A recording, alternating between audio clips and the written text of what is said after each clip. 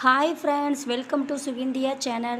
இன்னைக்கு என்ன ரெசிபி பார்க்க போறோம்னா பீன்ஸ் உருளைக்கிழங்கு பொரியல். அது எப்படி பண்ணலாம் ஈஸியான மெத்தட்ல.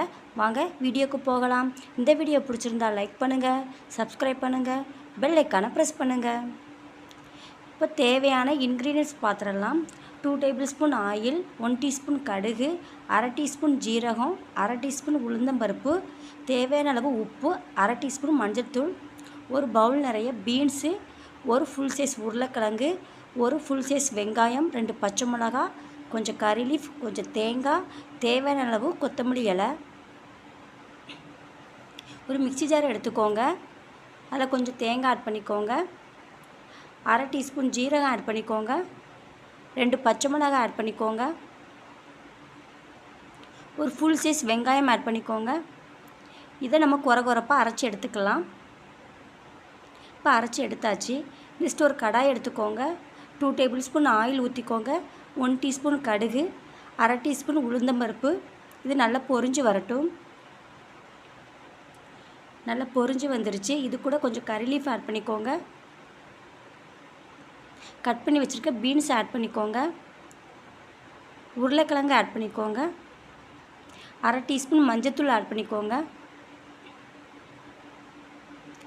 1/2 டீஸ்பூன் உப்பு ஆட் பண்ணிக்கோங்க.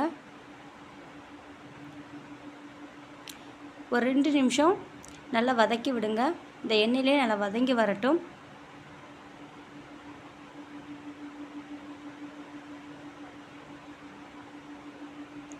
நல்லா வதக்கி விட்டாச்சு. இந்த ஸ்டேஜில் 1 கப் அளவுக்கு தண்ணி ஆட் பண்ணிக்கோங்க. இப்போ மூடி போட்டு நம்ம வேக வச்சு எடுத்துக்கலாம். நல்லா கிளறி விடுங்க. இப்போ பீன்ஸ் உருளைக்கிழங்கு நல்லா வெந்து வந்துருச்சு. இது கூட நம்ம அரைச்ச தேங்காவை ஆட் பண்ணிக்கலாம். நல்லா வதக்கி விடுங்க.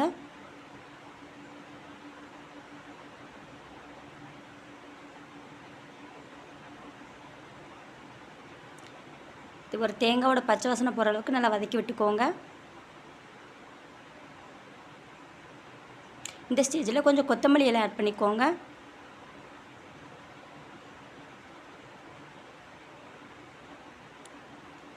நல்லா வதக்கி விடுங்க.